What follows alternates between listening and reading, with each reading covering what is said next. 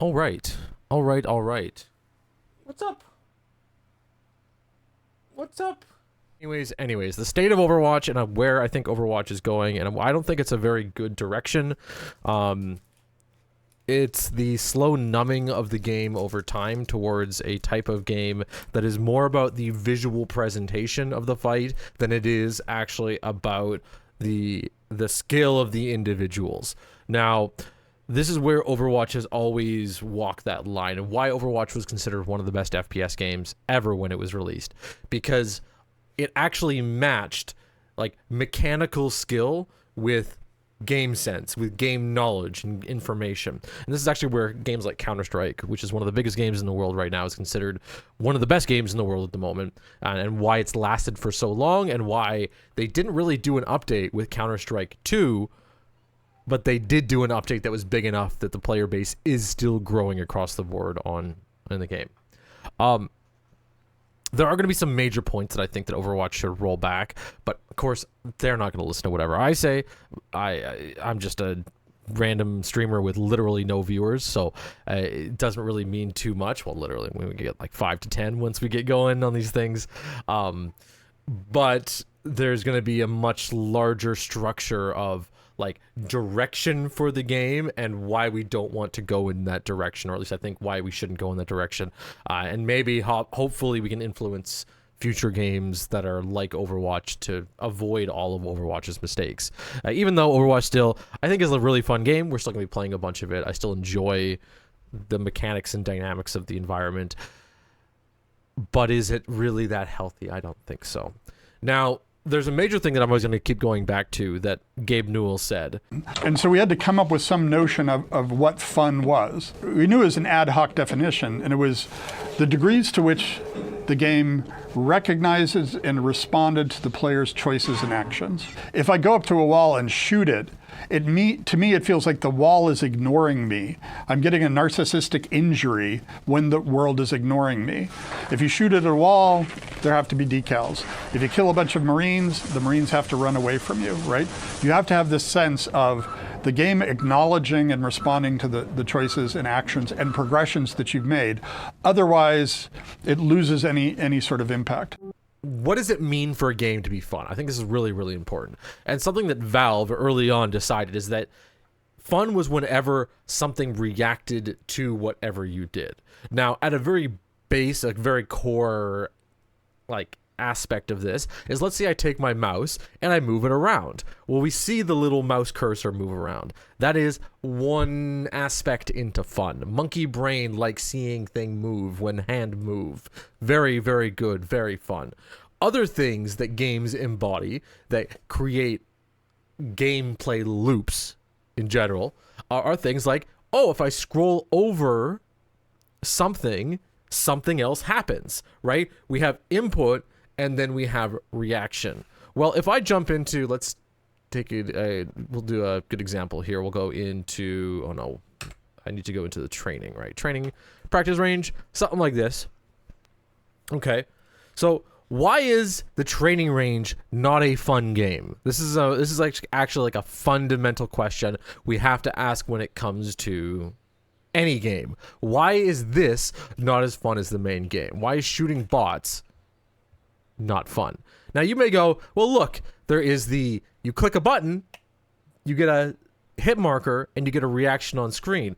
Yeah, that's fun for a certain extent. So if you have somebody that's not played a modern game with a whole bunch of fun parts added to it, then yeah, you'd have fun shooting bots for a while. And we did in the early 90s. And as the internet became more and more prevalent, we figured out that other things are a lot more fun to shoot. Makes sense. Well, what is it that makes other things fun to shoot? Well, the difference between me shooting a bot and just clicking and having a sound come out of it is that when I'm up against a person, my interaction causes them to react. Me stepping out and not really making any play and not clicking on anything and not doing anything causes them to step back in, which is a part of that interaction gameplay loop. It is input, output, input, output, input, output. Now you can have the same thing when it comes to bots, and we do, and some games are fun that way, and that's how we build bots. So if you start shooting at a bot, the question is, does it run behind cover? What does it do? But there's a lot of things at the moment, of course, as computers get better and better. At the moment, people are just significantly better at doing, and they act in human ways. They respond in human ways. So the entire gameplay loop of a FPS game, of a shooter of any type, is a lot of the reaction that comes from all series of your input into your computer, resulting in whatever output comes out from whatever person is on the other side. That is why a game is more fun. That's why if I put one more person into this game, it's a lot different, or there's a level of reaction and interaction that happens that is in between me shooting these bots in the head versus them being a bot that actually moves around and fights me versus them being a person. Because those personal interactions, those inputs and outputs are much more dynamic. I could be talking to I could be fighting them. Oh, I got you, like I hit you in the head. Even if I die, there's an interaction. You suck. I'm like, okay, well, whatever. I gotta have some fun interacting back and forth. It's like this dynamic increase of interactions. Now, what is the difference between an interaction? Wait, why am I too? Oh, it's Widowmaker. Yeah, sorry. What is the difference between an interaction that causes someone to run away versus an interaction that doesn't? Well, if we take a character like, I don't know, let's go Hanzo, for example, right? A lot of the fun that used to come from Hanzo was the fact that these guys are 200 health still, I believe. Was the fact that when you hit them, they had to react. Or if you aimed in the direction of the enemy in any way, they had to react. Input, output, input, output, input, output. But if hitting somebody in the head has as much of an interaction as hitting a wall, which it does at this point, where's the fun? Where are you getting your input output? And they go, well, you get little blink and little crosshair movement. It's like, well, okay, are we at a casino where you're just looking at flashing colors for a while and then maybe getting a reward at the end? Is that what we're looking at? We just want to see flashing colors on our screen?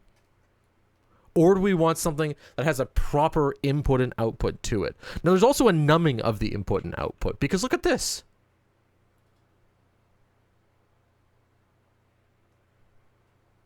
And I've heard this argument a million times. You go into the training range.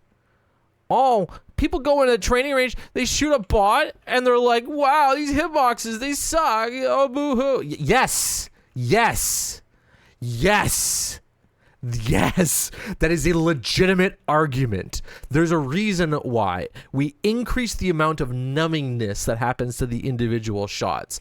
If I point here versus me pointing here, now, I don't have somebody else to show this, but you can see the difference in somebody aiming at your head versus somebody not aiming at your head. So you have now input, and then you see them aim at you. Reaction is the output. Movement is the output. Interaction is the output. But now, if I can aim and hit somebody without aiming at them, your input and output cycle is now broken. You no longer have a reliable input. Is this a reliable input? And Ben says that shot on the ash is very interesting. It always is, right? Like, we got to ask ourselves, what are the layers of output that come out of that? Why does a character like Roadhog feel so shitty to fight against?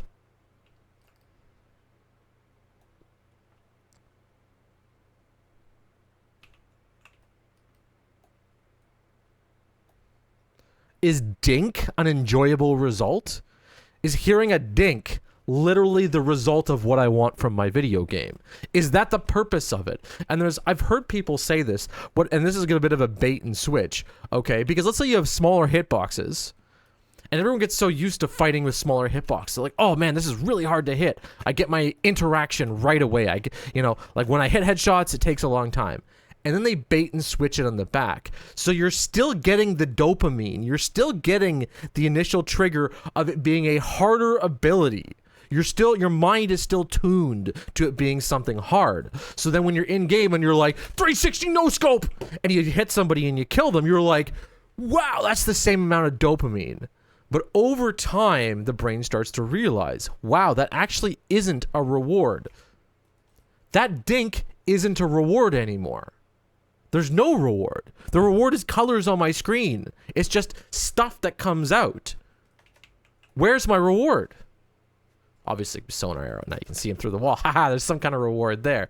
But the entire cycle of every single tiny bit of interaction that has to happen in a video game has to have some sort of input and output that has some form of reward to it. The reward of having an ultimate, when you press Q and you throw it, is being able to see the big dragons pop out. Now, abstract a little bit more. What's the result of the input of the dragons coming out? Well, it should be people reacting to it. It should be people popping things off. Now, to bring it out to a larger scale, and this is why people hate immortalities and they hate like just immortalities in general, and kind of shields. Shields are a little bit of that immortality, because if I was to, let's say I pick something like Widowmaker to start, and we got a shield dude there. If I was to hit that shield, what's the difference? I actually think I got a better particle effect. I literally get a better particle effect from hitting the wall. That is more satisfying than that. I'm not even joking. I get nice, sparked, bounced particle effects, and when I go and I hit a shield, I get nothing. Right? So what are they doing in this game?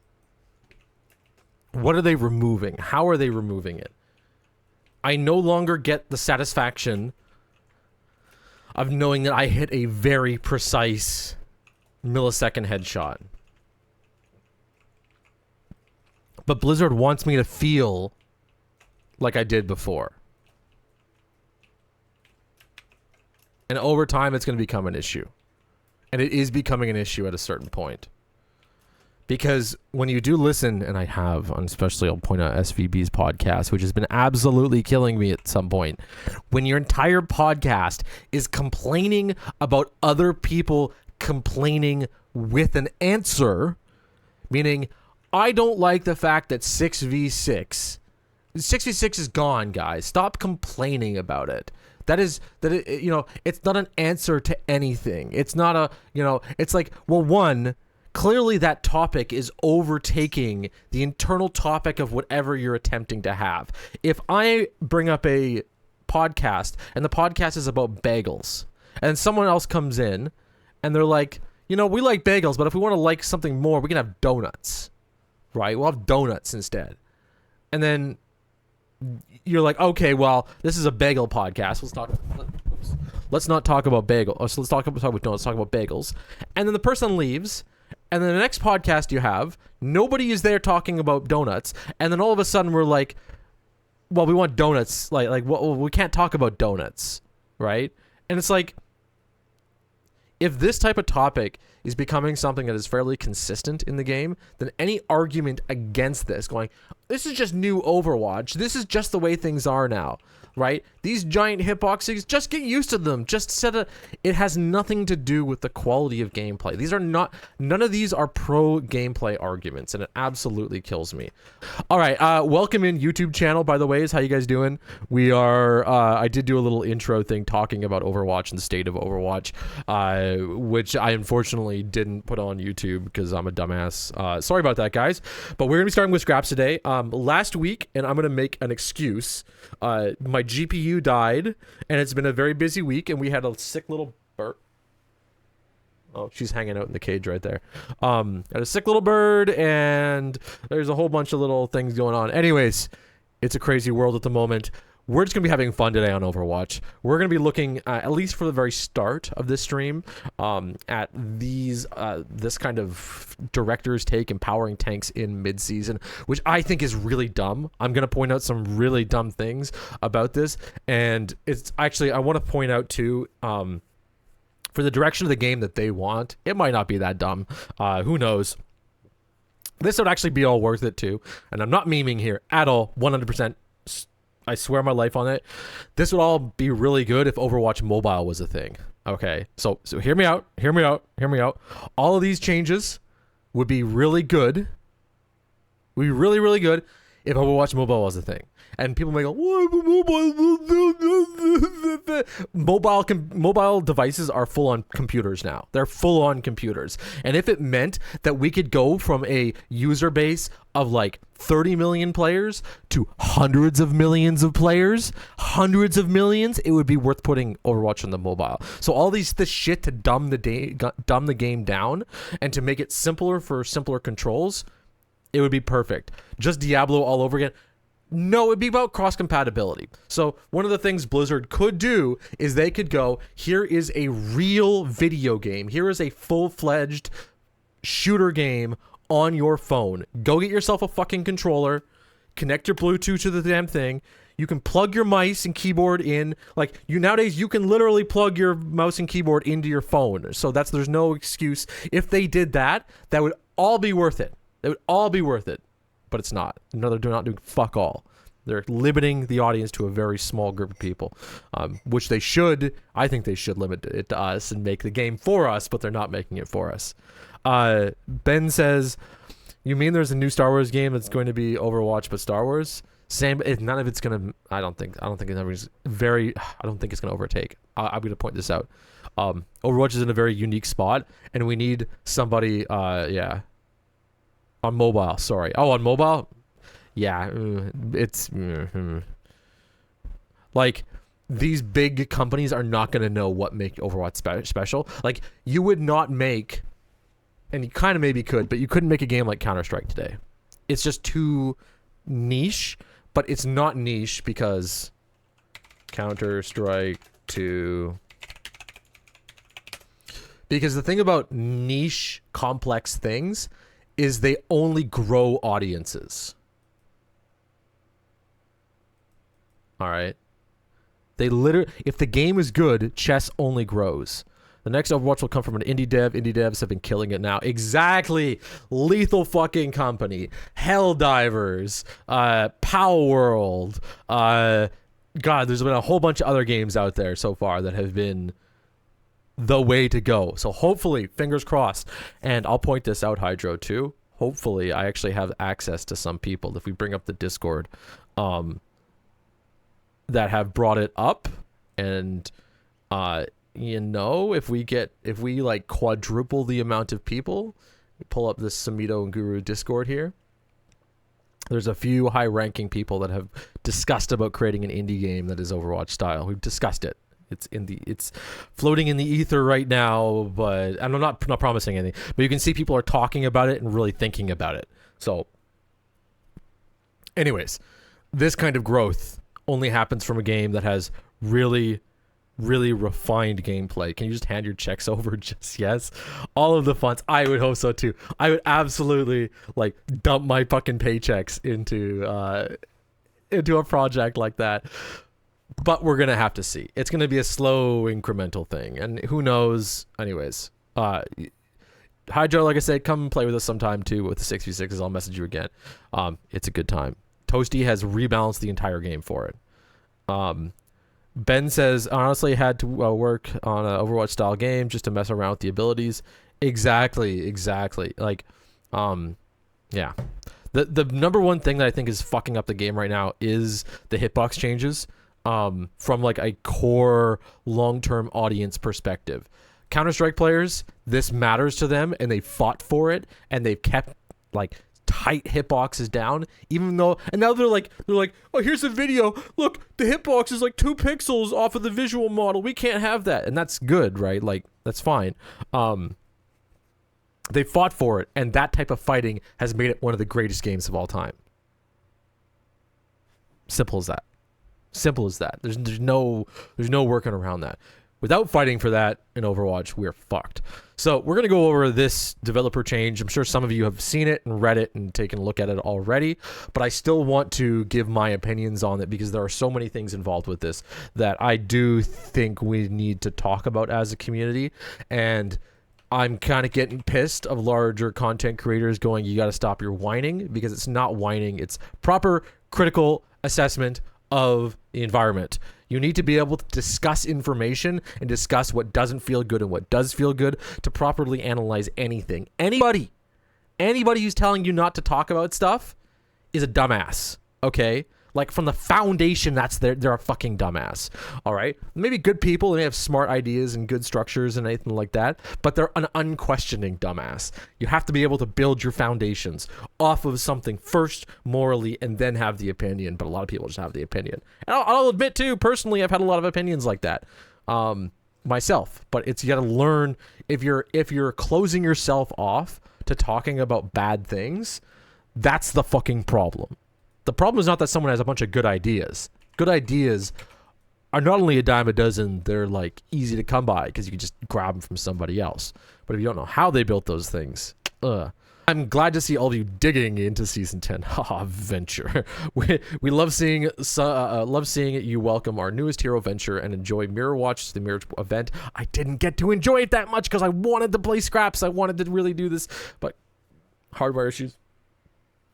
Playable now in the arcade. Maybe, I don't know, we can do it this week. We'll figure it out. We'll go Captain's Choice. I don't even think we can this. Anyways, I'm getting off. However, this week I wanted to look ahead to our mid-season update and discuss some changes that we have on the way for the tank role. In Overwatch 2, tanks are imposing heroes who take the brunt of the fight while enabling their teammates to secure eliminations. This is really important. Let's kind of dig on this for a second, and I know it's probably more of like a throwaway statement, but Overwatch 2... what their intent is. Mirror Watch is still here, so we could do it today. We'll see what the captains say. We'll see what they want. I'm about to pull it off. Imposing heroes take the brunt of the fight. Oh, yeah, okay, so in Overwatch 2, tanks are the imposing heroes who take the brunt of the fight while enabling their teammates to secure eliminations. That could be a directive statement, but we don't know. Yeah. While tanks are big targets for opponents to focus on, many team comps aim to burn down a tank's HP quickly, or they get moved around a lot from displacement abilities. We've received feedback that tanks can either feel like they're getting taken down too quickly in a fight, or that they're impossible to take down. That's why you have two tanks, because if one dies, you still have 50% of your tanking power. So our mid-season update, we're going to help balance how many hits tanks can take to stay in the fight better. Now, here's where I'm going to come out with a core issue that I have. An absolute core issue that I have with the game. We are numbing down the interactions that I pointed out at the very start of the stream.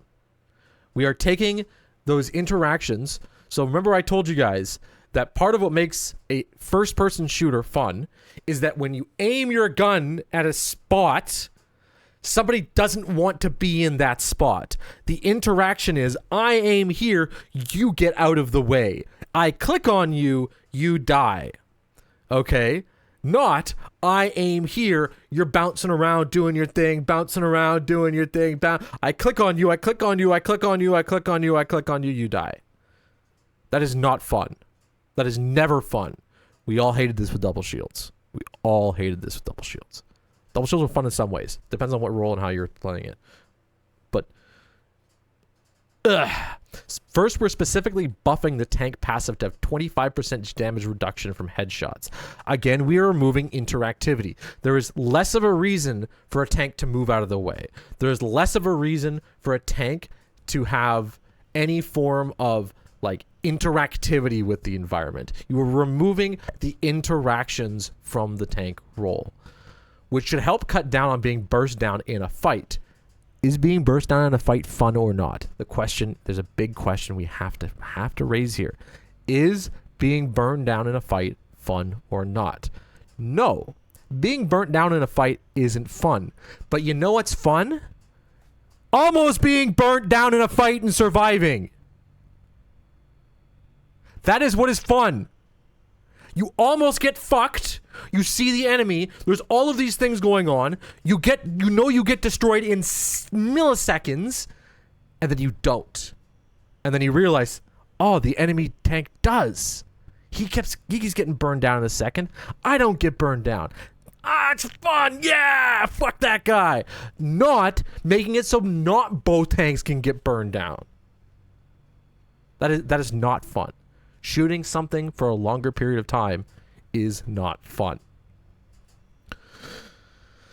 Which should help cut down on being burst down in a fight. We are also increasing the knockback resistance for tanks from 30% to 50%. Oh, less interactivity now too, are we? You know what's really fun being a tank? Being able to get booped off, having the opportunity.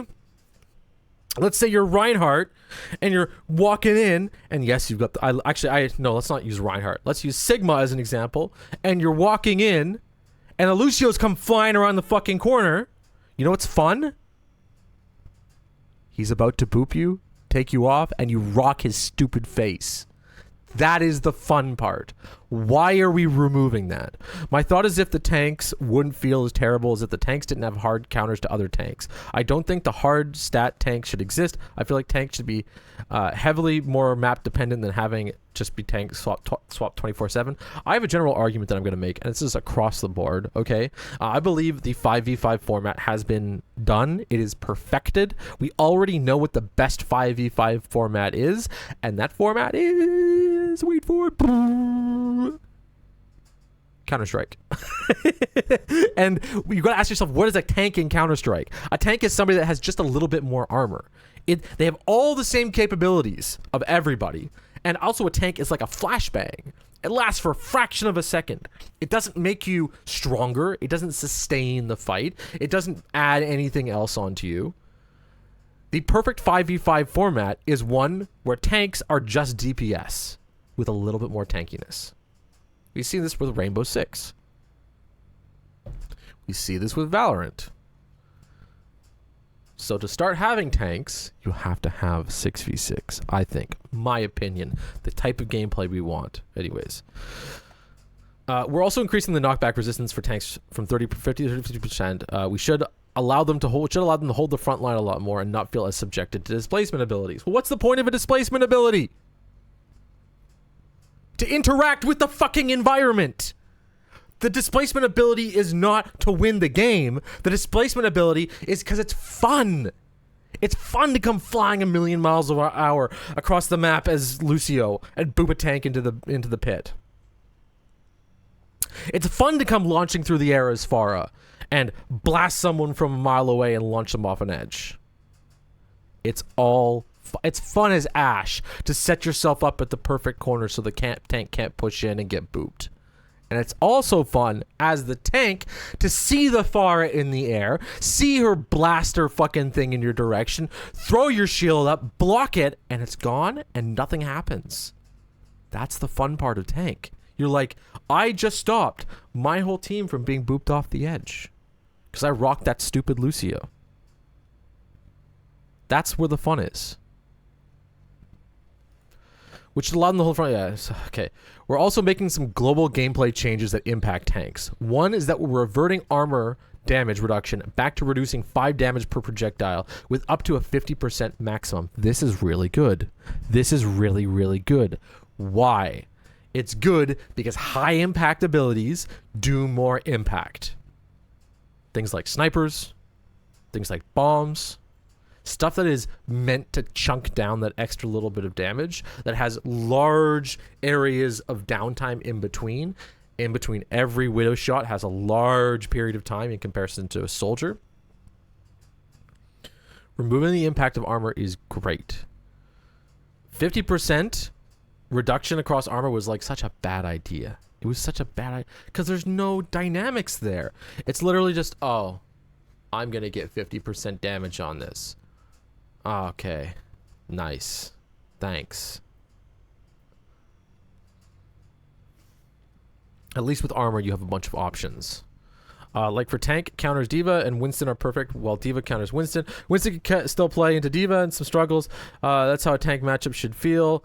Not that you play horse, you gotta play Zarya, you just lose. Yeah, it's just a back and forth. Like when you add too much power to the abilities of anything, and we know this. Let's say, for example, you add like a health pack into Counter-Strike. Okay, it gives almost too much power to an individual. It like is way too much power to an individual, and then you have to only counter that one thing. You have to focus on that one thing. But when the fight, like, you don't have to win 6v6. Anyway, there's a reason. Yeah. I'm not gonna go off on that big rant again, but I'm gonna make a video or something on it at some point. We're also making some global game. Yeah, it impacts tanks. Armor. Wait, this is weird though. We're also making some global gameplay changes that impacts tanks. One is that we're reverting armor damage back to reducing 5 damage per projectile with a 50% maximum. This means heroes like Raper or Tracer will have to work to take down heroes like Reinhardt. This is about phasing of fights. You feel as Overwatch would feel so much better if they transitioned into a MOBA as it is now. Yes, they would, but they'd kill their audience. They'd kill me. I wouldn't play it. I would just get out. I'm an FPS player. I like to click on things. I like my visceral, like there's a reason why I like the Dirt Rally games. You like feel the gameplay. You're in the gameplay. Too much leveling. It would be a really good game. Don't get me. I'm not even disagreeing there. MOBA, absolutely. But first-person shooter, here's the thing about first-person shooters in my mind. First-person shooters are not about the view. It's not about you being in first person, and it has nothing to do with shooting. Okay, because shooting is actually an abstraction. You're looking at a skin. You're looking at a skin on top of math, right? First-person shooters are about matching angles and timing. That is what makes a first-person shooter. Matching angles and timing. As soon as you remove the matching angles and timing, you no longer have an FPS. You have like Portal, for example. Is Portal a first-person shooter? Is Skyrim a first-person shooter? What else? What other games do we have? Right? Is Eco a first-person shooter? Right? Minecraft? No, they're not shooter. If we consider FPS, we have to consider angle matching and we have to consider timing. I think is what the two key points on that. But I also want to point out, they say they're talking about this for tanks. This doesn't necessarily change tanks as much as it changes smaller characters like Brig with armor. I'm not so sure about this one. Next, we made a light change to our overall HP recovery passive. Again, I fucking hate this. I hate this. Change our overall HP recovery passive that will enable mobile tanks to get back to the front line faster. The health regeneration passive for all heroes will no longer cost 20 HP per second out of combat. Instead, recover 10 health plus 5% of their maximum HP per second. This means a hero like Reinhardt recover their health at 45 per second in a role queue match. Here's the problem. I'm going to paint this out right now. And this is, I'm getting serious if we're pulling out good old paint. Okay? I'm doing the Pirate Software thing. Pirate Software learned this from me, okay? I actually learned this from Devin Nash. And then Pirate Software started doing this after. At least as far, I don't know how long he's been streaming for. But, yeah. Okay, so you have the time of a fight, okay, and let's say the heal passive starts to kick in right here. This is your, let's say, 5-second mark, okay? Let's say you're really, really, really, really, really, really, really good at the game, and you end up ending the fight in 5 seconds, okay? So what does this mean? This is 100% health? This is 0%, so you're dead, okay? It's a team fight. If you're really good at the game, you don't, the heal passive doesn't affect you at all. You don't even see it. And the moments you do see it, it's when someone on your team totally fucks up. Okay? But if you're in a lower elo, it actually goes like this. You start going down, down, down. So you don't kill as fast, right? You're not doing as much damage. And then suddenly you hit the stupid heal passive. Look what happens. It extends the fight out forever. Absolutely ever. Let's say you're in Masters. Let's say you're a Masters player. Why the hell not? Okay, Masters fights, almost 10 seconds. They can be a little longer than that, but you're going to be passing this. And so let's say here, this is our 10-second mark, right? Well, normally, if it's a 10-second fight, it goes to 0 like this. But then suddenly you add the healing passive. You add a few more seconds to each fight. So you have this exponential gain of what's going on. Now the question is, how does this add to the fun? Well, it doesn't, because it makes inconsistent levels of healing. If you're in a fight, let's say you're a Masters player and the fight's going down, okay, you would expect that after a few seconds, you look at somebody, their health is going to be here. But if you look away for just a few seconds, like a 2-second period, just for a small bit, and then you look back, their health is now up here. And you don't even know exactly how much. Normally it's nice when you hit somebody with a 120 damage rocket, you know they're going to have 80 health left. But you hit them, they get away for a second. You hit them, they get away for a second. How much health? I don't know. Can I one-shot them? I got to track every little freaking second of the game. Anyways. Removes the interactivity from the game. I hate this. They're giving more healing per second, so they're actually going to increase the amount that curve steeps off. And anyways, it's brutal. So more math, more useless crap. Well, we now have 250 health HP as well. Yes, that's what I don't want to go into. I don't want to admit that exists right now. Especially too. Okay, actually, I can even. Let's bring up paint one more time just to point this out. Just to be very, very clear, especially how this goes. Okay, so this is where the hitbox stuff is bullshit. All right, because let's take our little chart. We got 100% health. Okay, and then we got 0% health. The hitbox changes are garbage. Why? Because a player that misses a whole bunch of shots, if you give them the ability, so let's say this is what the time looks like. T for time. The time looks like to kill somebody when someone's missing a few shots. Actually, it's probably more like health goes down, flat, health goes down, flat, health goes down, misses some shots, and health goes down. We got a very basic, like, okay, misses some shots, whatever, we're totally fine. Now, let's say you have somebody who's really skilled. Really, really skilled. Well, their time to kill, things in the way, let's do green, looks a little bit like this. Maybe they miss a shot, and then it goes down like that. Miss a shot, and it goes down. All right.